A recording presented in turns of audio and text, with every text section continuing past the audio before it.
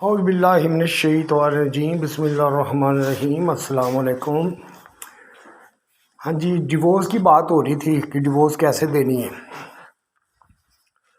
تو پہلے تو ویسے میں صحیح دینا چاہتا تھا ڈیورس، بالکل صحیح طریقے سے، اور رجسٹرڈ بھی کرانا چاہتا تھا، لیکن کرانے نہیں دی گئی۔ جو بھی مجھے وکیل پوچھتا ہی کی کرنا میرے کو تو کرنی میں نے صحیح طریقے سے، کیونکہ بنی تو پہلے ہی نہیں تھی، بیٹیاں بچا رہا تھا میں ان کے ہاتھوں سے۔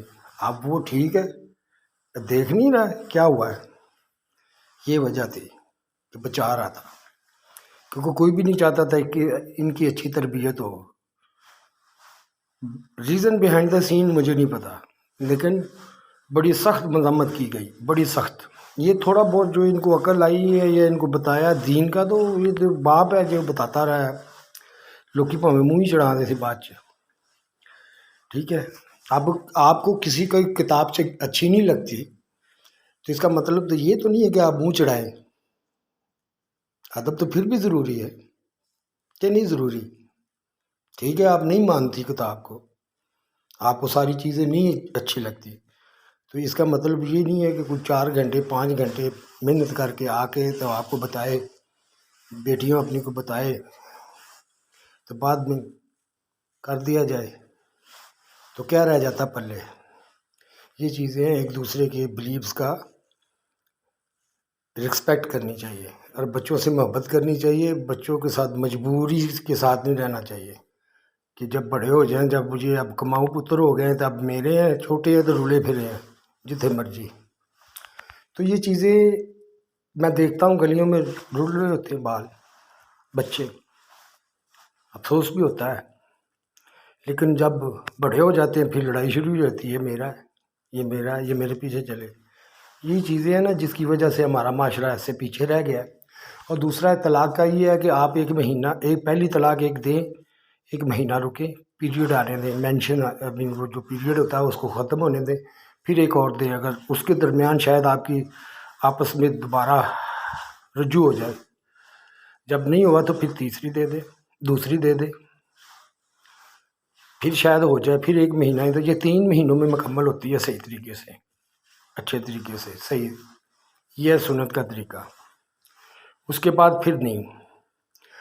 اور میں نے کیا کیا تھا، میں نے ایک دی میں نے، بعد میں یہ تو بات وہ لیٹر کے بعد کی بات ہے، کرنا کیا تھا، وہ تو ایک ڈرامہ ہی تھا۔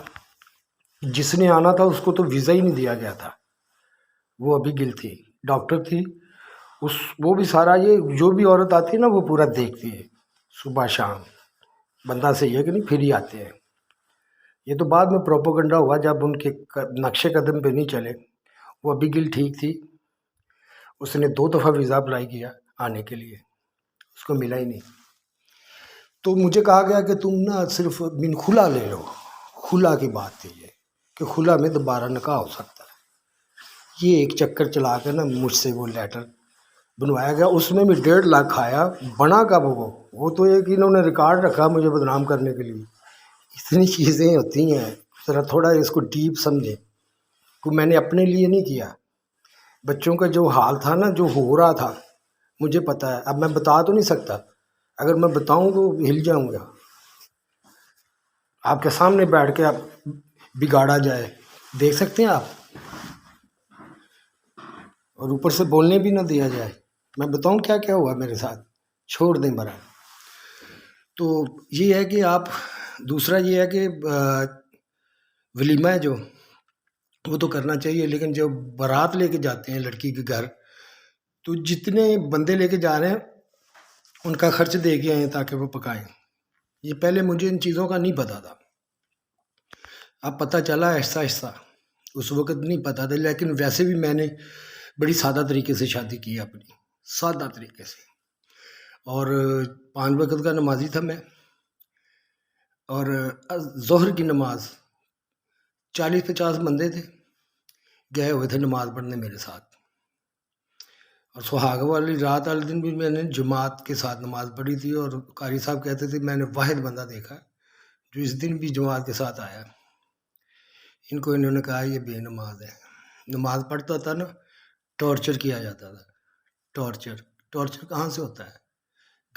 گھر میں کون کرتا ہے؟ سمجھ گئے ہوں گے. یہ ہے بار بار کیا گیا تو پھر ایسے ہی ہوتا ہے. جانا پڑا. اب میں کبھی کبھی سوچتا ہوں یہ کہتے ہیں یہ نماز نہیں پڑھتا، یہ مسیحتیں نہیں ہے، مسجد میں کہیں حق بیان ہو رہا ہے کہ آئیں ہم.